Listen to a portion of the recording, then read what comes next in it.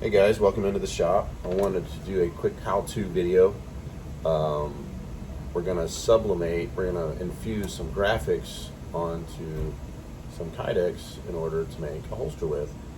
It's something I looked into a lot before I learned how to do it, and there wasn't a lot of information out there.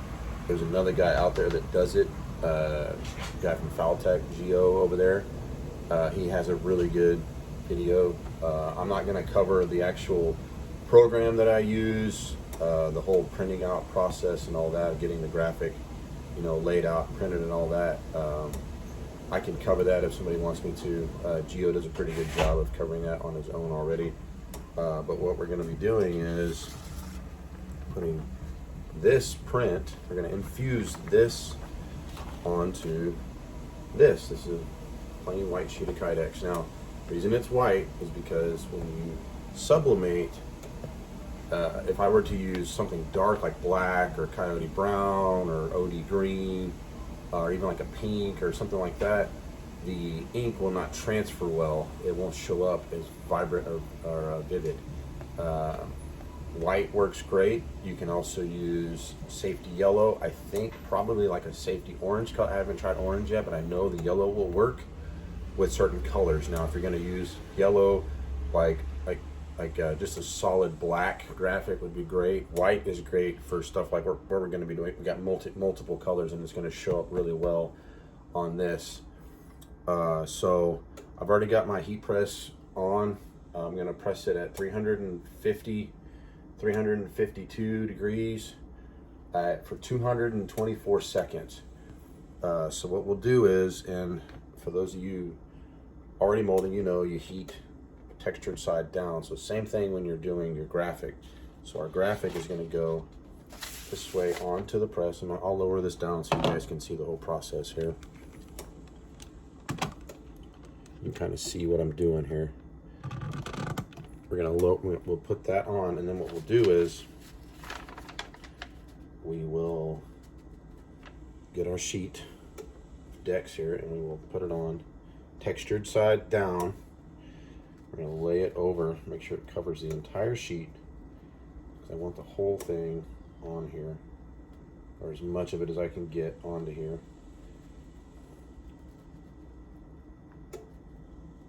We'll lay that on there, like so. Take our Teflon cover, lay it over, and add a little bit of pressure. This doesn't take much pressure, just enough to snap down, hold it, and then we'll close it down, and there we go. And we got 222 seconds. So I'm gonna talk to you guys for a minute about this. So now I still haven't figured out how to go directly from here infusing to pressing. So what I do is I do these ahead of time. I'll press it, I'll get it all infused, and then I will let it sit and cool and return to room temperature so it's ready for when I get ready to cut it out, mold it, and do all that stuff.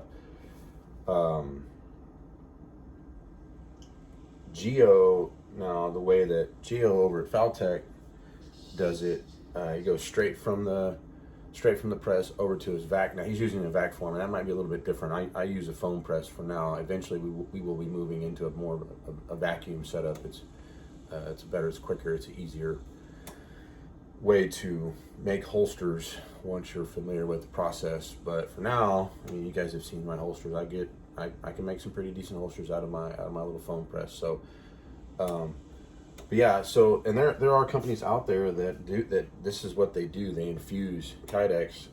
What's cool about this is when you infuse it, if you're wondering, when you go to mold, like bend and mold it over, the graphic does not separate, meaning the ink gets infused into the material. So it's in there. It's not coming out. It's not going to rub off. It's not going to scratch off. It's in there. It's pretty good.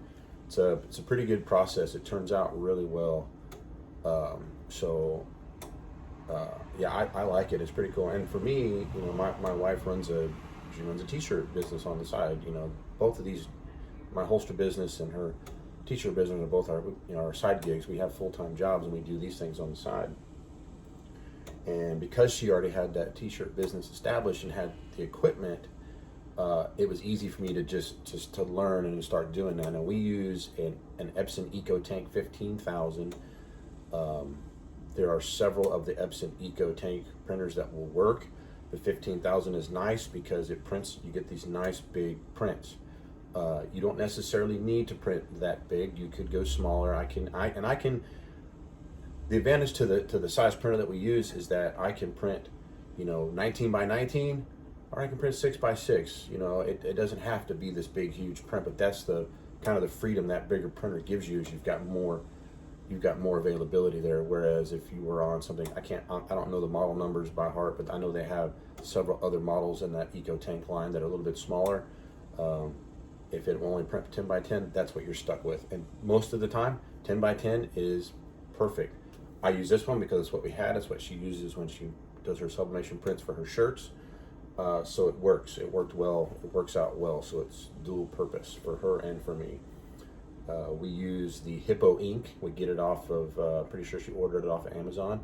Good quality ink is another part of this, having good quality sublimation ink. It is specific to this process, the ink.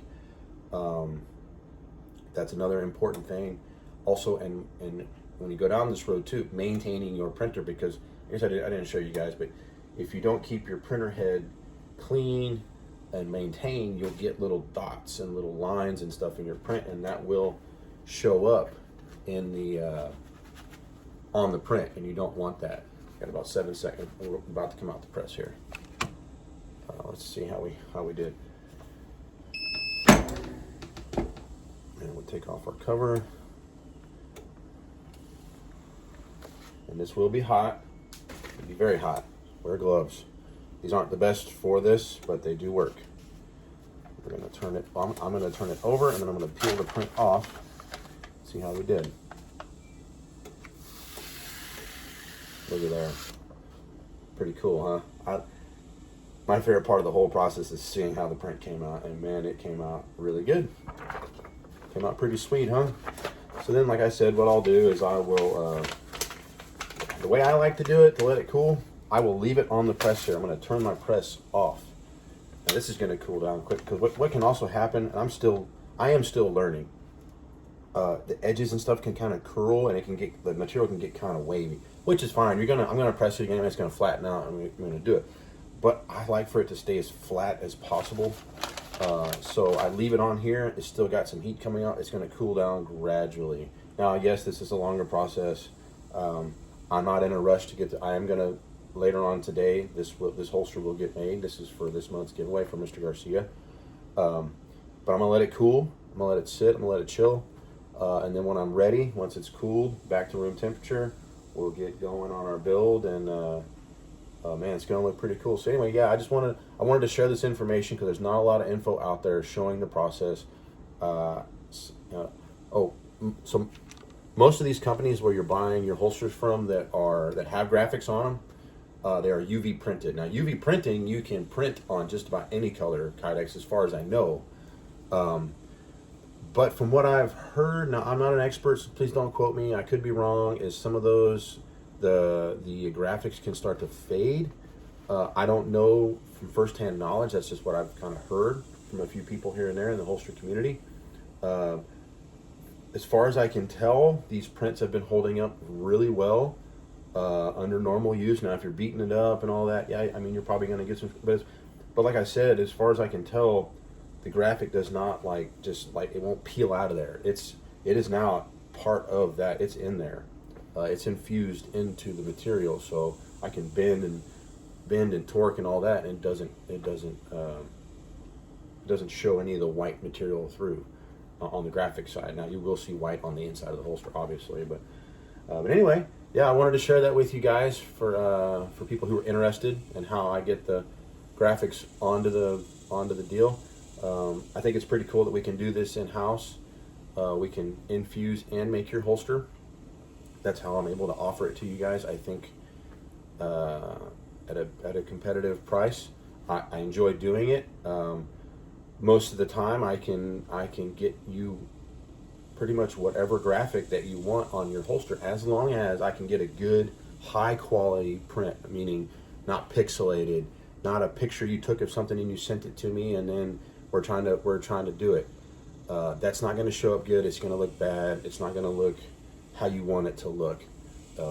So as long as I can get, and I use a couple different places I get my prints from. I do pay for them. I do license.